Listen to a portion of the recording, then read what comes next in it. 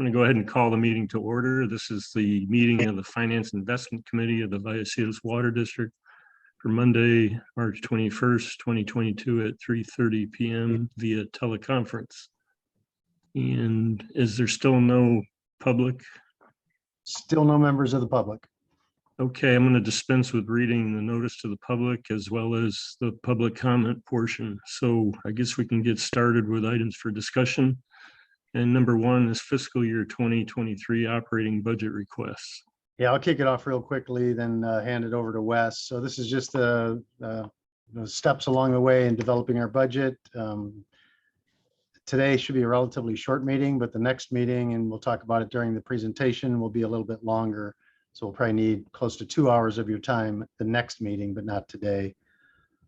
So just keep in mind that as Wes goes through this, you're just looking at one piece of the budget. And as you hear more and more of these presentations, the whole budget comes together. So it's hard to get a big picture on the overall budget or potential impacts to rates until you've heard the whole thing. So feel free to ask any questions you may have, but just wanted to kind of preface things with that. So with that, I'm going to turn it over to Wes.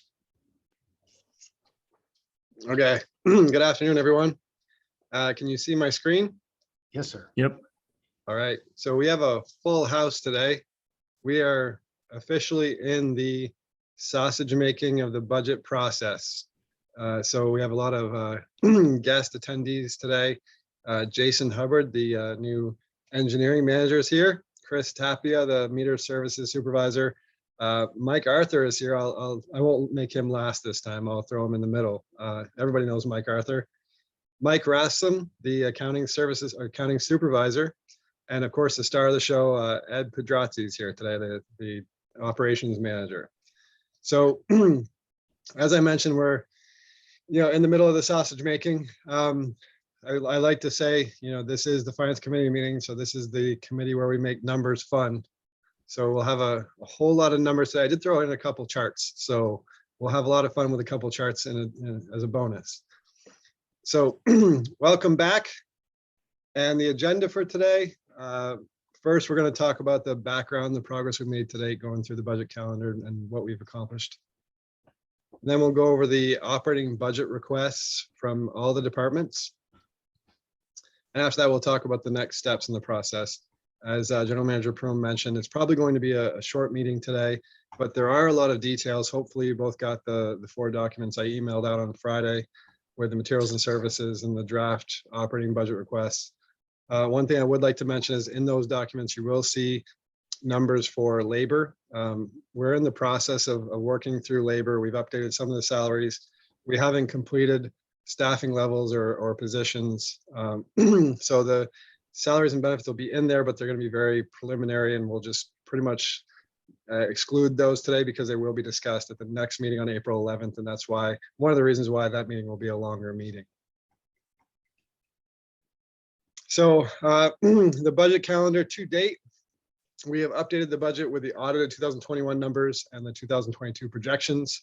And at this point, the departments have actually prepared their budget requests and sent them to their managers and the finance department. And then we had a committee meeting, our first one on February 15th, and that was just to go over the budget calendar and to talk about the budget versus actual for the last 5 years. So this is actually the first meeting in developing the 2023 budget.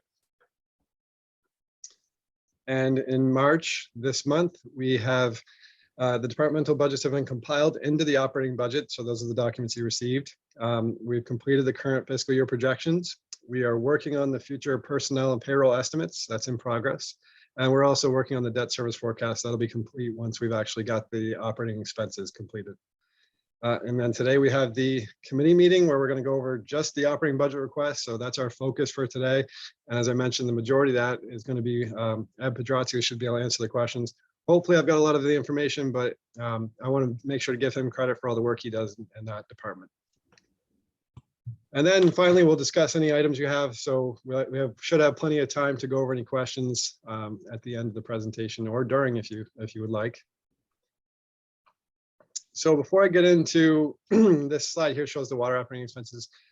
Before I get into that, I did want to sort of stop sharing my screen for a minute and give you an idea of what goes into the actual sausage making, show you some of the stuff, a sample of, I know I say that Ed and his crew do a lot of work, and they start in November, they go through, February. So they work for like 4 months on the budget process.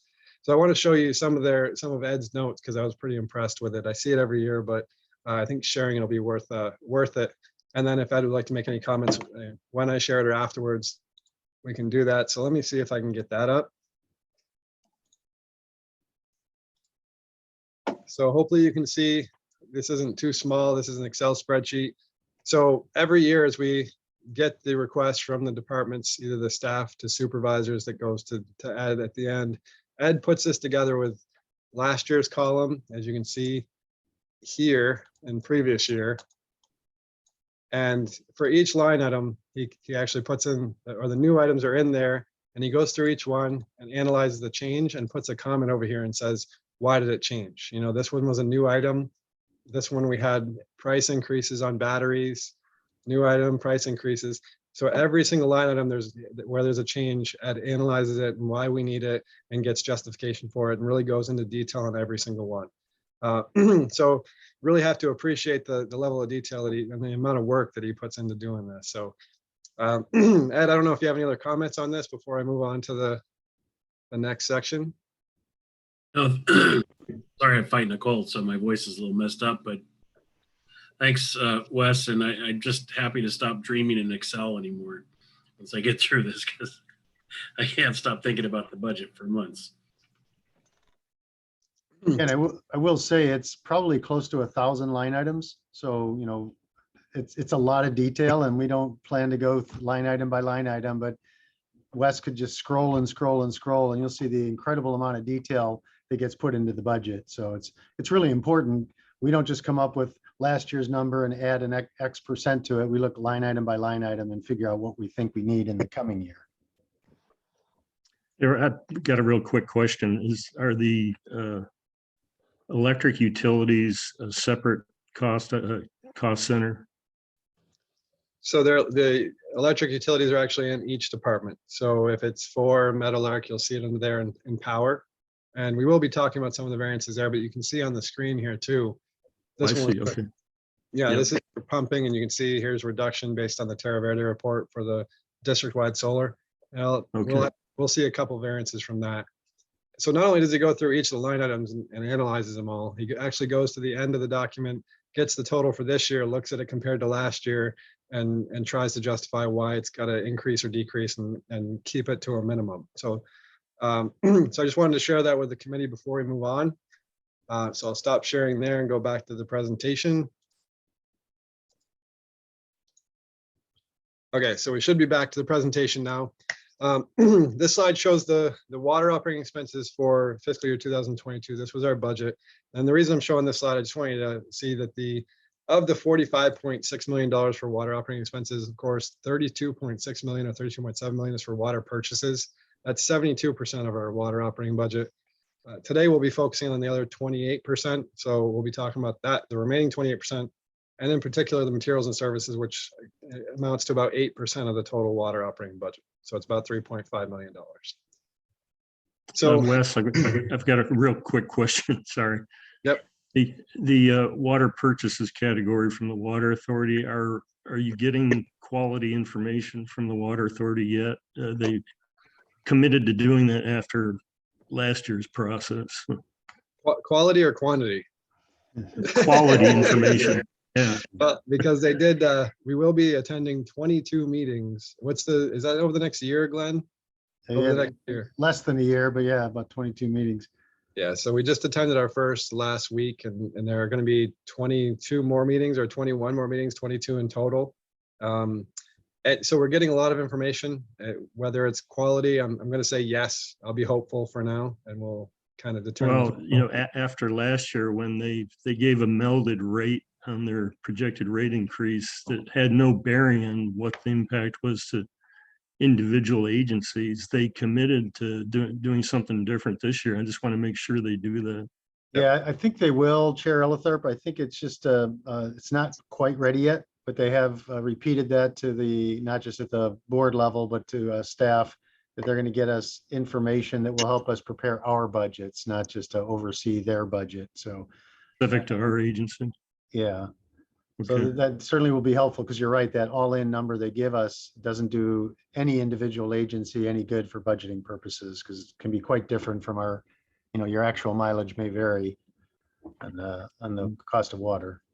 Okay, just checking because I want to know if I need to say something at the Water Authority. Yeah, we'll let you know.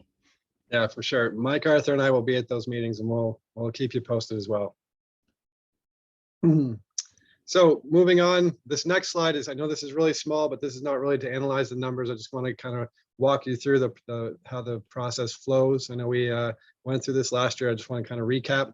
I did want to say that if you'll note that we've added the line number column to the materials and services request sheet. And I want to say thank you to Director Boyd Hodgson for the suggestion. It makes excellent reference and is really good for presenting. So looking at this is just an excerpt from the water materials and services request. And this is the water quality department for their materials and supplies request in detail. And here are the outside services requests. And then you can see the other things worth noting are that they, who requested the line items and whether or not they were recurring. And you'll note that the majority of the line items in the materials and services document are recurring. Most of the expenses are. So that makes it kind of easy year to year, because you just look at what happened last year. And if you need it again, then you just adjust the price according to quotes and otherwise. But then this is just a shortened or blown up of the top version, just shortened so I can make it flow into the budget document for you. And you'll see this is page 12 of the water budget. And the water quality department is shown there on page 12. Their cost of labor is shown, materials and supplies, and outside repair and service. And then you can see the $54,000 detail rolls up to the budget here in the 54,000. And then the 32,000 for the detail of the outside services rolls up to the budget and the summary line here. As I noted, we're also showing the cost of labor, but again, they're preliminary, they're not complete. Those are going to change, so we won't pay a lot of attention to those today. But then the total for the water quality department, which I'll show you where it flows in a minute, is $143,000. So we'll see how that flows into the actual budget document. I have a question. Yes. When there's an R for recurring, how often does it recur? Does it vary by the item? Like, is it an annual? Is it monthly? Is it, or are you just saying that this is something that we have to budget for every year? Typically, we're just budgeting for it every year. And then, but every year it's also analyzed. So if we have it as recurring and it's needed for a few years, Ed does go through each one, and we all go through each one and say, do we still need it this year? So the Okay. first question is, do we still need it? And if so, how much is it going to cost this year? Thank you. So this is page 11 of the water operating budget, and we can see, and this actually summarizes all the departments. And I did want to note that this column here, the 22 to 23 budget to budget comparison, I've added that for presentation purposes. So that's not included in the document that you received. We've included it here so we can do the analysis on the change from budget year to budget year. And you may ask why we're doing budget to budget, just mainly because it's only March, so we still have a good 4 months of the year. So we really don't have the actuals for 2022 yet. As we go through the budget process, we will update those, and we'll take a look at the projected numbers. You'll see the projected column is there. We've taken that for 8 months and forecasted it forward to 12. But at this point, 4 months out of the year is a forecast. So we'll talk more about the projected as we go, but unfortunately we won't have actuals until about September. So looking at budget to budget, what we budgeted this year compared to last year, I think it's important. Well, first, before I go on to that, we can see the water quality department flowed through. Here's the $143,000. And each one of the departments has that detail level that rolls up here to the one line summary. And now that we've rolled it up into a summary, I'm going to break it back out into detail. So we'll look at the variances and then go into the detail that caused those variances. So worth noting, first is the total change from budget year to budget year is $331,000 or 2.56%. And keep in mind, I mean, this is, while it's still a low percentage, and a low dollar amount, it actually includes labor as well, and labor is going to change. So about $50,000 of this is actually related to materials and services. So it's a very small portion of it. As I mentioned, we try to keep the operating and services request, or materials and services request, increases at a minimum. So then the major reasons though for this change from year to year are pumping decreased, is budgeted decreased by $96,000. Safety and regulatory affairs is budgeted decreased by $92,000. And general and administrative expenses are budgeted to increase by $176,000. So we'll go into the detail of those three, starting with pumping. And here is it's page 12 of the water operating budget. And you can see the details to the budgeting department, labor, materials and services, and outside services. And you can see the major reason for the change, the $96,000 decrease, is a change in the power costs. So as a result of the district-wide solar, pumping is one of the areas where the credits to the SDG&E bills will go, and that will result in a decrease or a budget decrease in power costs for fiscal year 2023.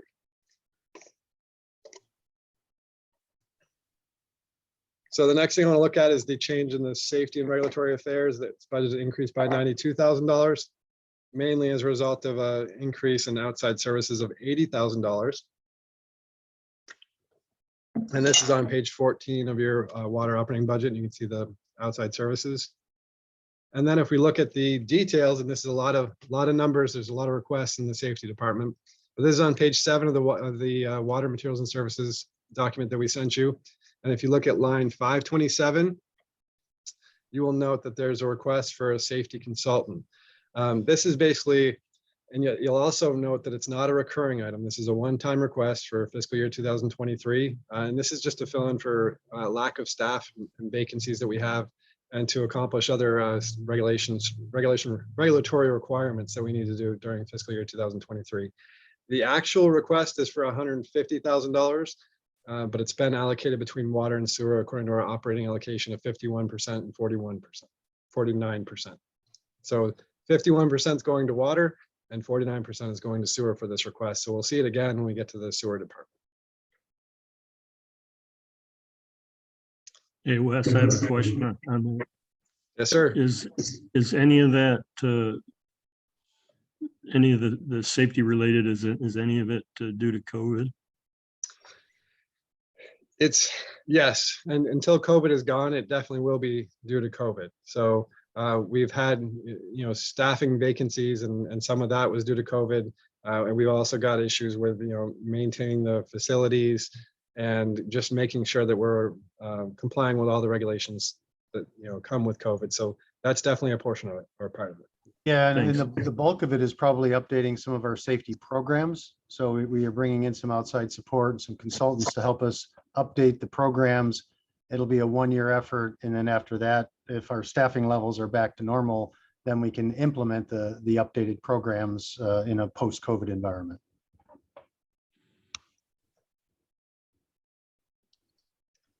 So next we have a increase in general administrative expense of $176,000. And this is resulting from first cost of labor. And again, as I mentioned, these are preliminary numbers. So that $88,000 increase from 22 to 23 will change. So we won't pay attention to that at this point. We'll talk more about it at the next meeting. And then regulatory fees is budgeted to increase by $67,000. And that's because this year we're budgeting for an AWIA compliance, which is an update to the emergency response plan. And then we've got increases in the State Water Resources Control Board. Their system annual fees went up by about almost 27% this year. So we're reaching out to them to ask them what they expect the increases to be for fiscal year 2023. But we've budgeted for that $70,000 as of now until we talk to them. But we anticipate it, hopefully it'll only be around there. Last year it was $15,000 lower. So hopefully it doesn't go up too much this year. So that is the water operating expense portion of the presentation. If you don't have any questions, I'm going to move on to wastewater. And this slide shows wastewater operating expenses budgeted for fiscal year 2022 were $13.8 million. And the reason I wanted to bring that up is that $3.3 million of that is for Encina. And so we're really going to focus on the other 76%, and in particular, the 27% that has to do with the Meadowlark plant and other sewer operations.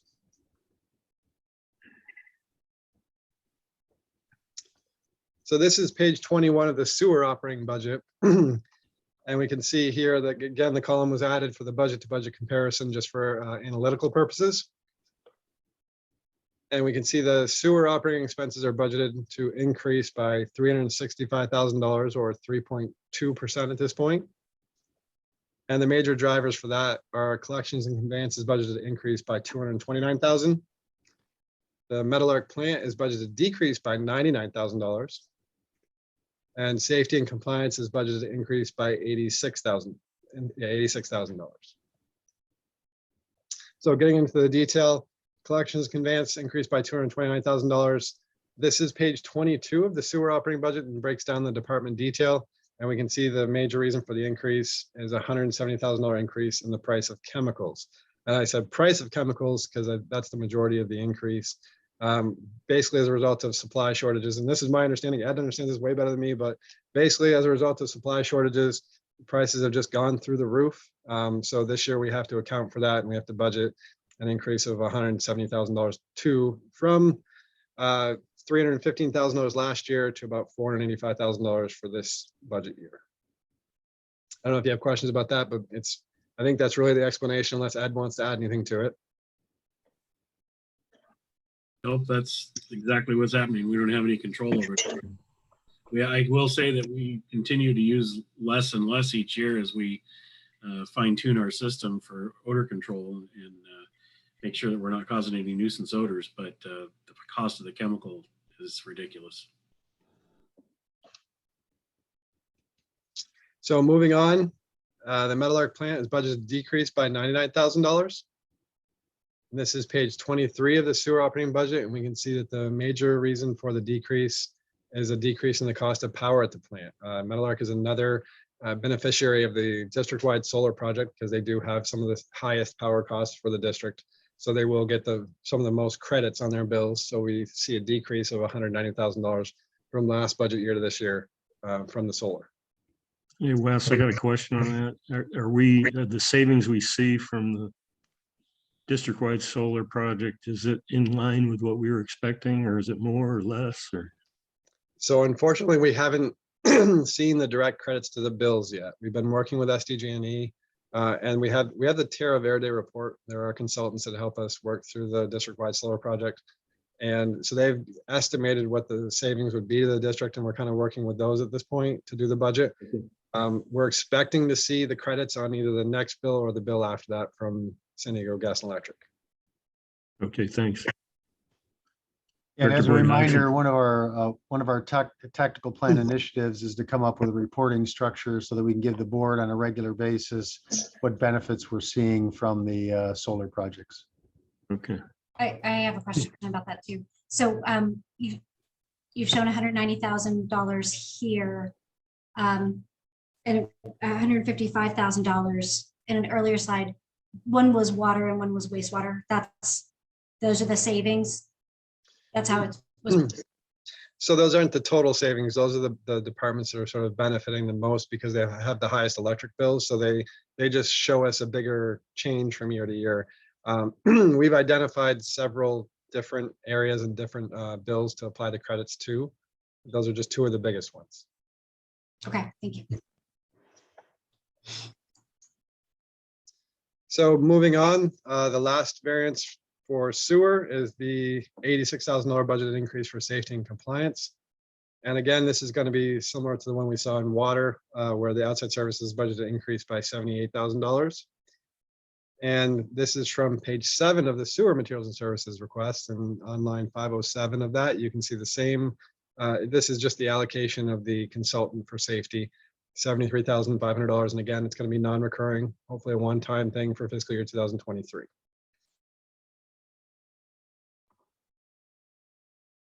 So that's all I have for the details. I think we have plenty of time for questions before I move on. Next is just the next steps in the process.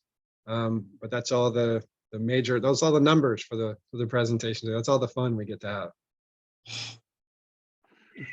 That wasn't too bad as far as numbers. No. Okay, so next steps in the process. Moving into April, we are going to be revising and refining these numbers. You know, we put them into the budget now. We're looking at the variance between this year and last year. We're looking at all the line items. So we'll be revising and refining those, and then we'll start working on two of the other major budget items, which are the capital budget requests and the preliminary salaries and benefits. So at the April 11th meeting, we plan to bring those two things forward to the committee. So that meeting could take a while. Hopefully you have it in your schedule or able to the capacity to do that meeting, or we could potentially break it up if we have to. But capital is quite a lot of detail, and then salaries and benefits will also be, it's a very important item to discuss at the committee. So that's the April 11th committee meeting. And then we also hope to have the water cost estimates. And again, that'll be depending on how things go with the water authority. And that'll help us try to establish or begin to establish the revenue requirements for fiscal year 2023. So last year's budget development, we assumed the water authority is all in rate increase of, I think it was like 3.3% or something like that. And ended up being the impact to our particular agency was more like 6%. So that created a hole for us in our budget right off the bat, I think, didn't it, of about $300,000. It did. Yeah. Mike, do you remember the exact numbers of what the water authority told us the all-in one and what? I think, yeah, I think we used 3.4 or 3.6 and it was more like 6.4 or something like that. So it was about a 3% difference. Okay, so how did we handle that shortfall? Is it? Fortunately, yeah, fortunately, because we were very conservative with the COVID estimates, we were able to absorb some of that. Now with this next year, we wouldn't be able to absorb something like that again. Right. That's why I guess that's why I need to emphasize we need to get quality information early enough from the water authority. Right, and this time we know what specific questions to ask. Okay. All right, thanks. Director Boyd Hodgson, you have a question? Yeah, I have a question. I'm wondering, there are a couple of water districts that are moving away. They're planning on, well, they're trying to move away from San Diego County Water Authority. Are we factoring that into our budget? And I guess the real question is how much, if at all, do you think that will impact our price of water? Yeah, so we're definitely tracking the Rainbow and Fallbrook detachment issue. I don't think it's going to have any impact in the coming year directly. It's going to take probably a year or two to wind its way all the way through LAFCO, the local agency formation commission. And then it'll be depending on the decision, and it may get appealed through court process, but eventually, assuming they do detach, it will have an impact. It will raise the cost of water because a lot of the county water authorities' fixed costs and take or pay water contracts will be spread over a smaller customer base. But again, I don't think it'll address or affect us in the coming year, but maybe in the year or a couple of years after that. Yeah, that cost impact to the remaining agencies would be highly dependent on whatever exit fees LAFCO determines are due from those two agencies. So there's a lot up in the air that a lot of assumptions that we just don't know yet how it's going to play out. But Director Boyd Hodgson, a lot of the member agencies are asking the very question you're asking is what are the impacts going to be? So the water authority, as they go forward with their financial planning, they're kind of looking at a couple of scenarios. If assuming Fallbrook and Rainbow leave and that demand leaves, do they have too much water because they have these contractual water purchases, and what will happen to the cost? So they have some preliminary estimates, but it'll be a couple of years before we figure out what the impacts are. Thank you. Okay, so that's the April schedule. Moving into May. In May, we'll start working on, after we put together the revenue requirement and all the operating expenses and capital, we'll start working on the reserve projections, and we'll do the 5-year projection and the 10-year projection as well. And then that'll actually be the establishment of the first draft proposed budget. Put that together and constantly revise and refine it. And then on May 5th, we have a tentative date for the first board workshop to discuss the draft budget. And then on May 18th, we'll actually go over, we'll have another board workshop to, after we've made any changes to the first one based on the first board workshop, at the second one, we'll do the review of the proposed budget.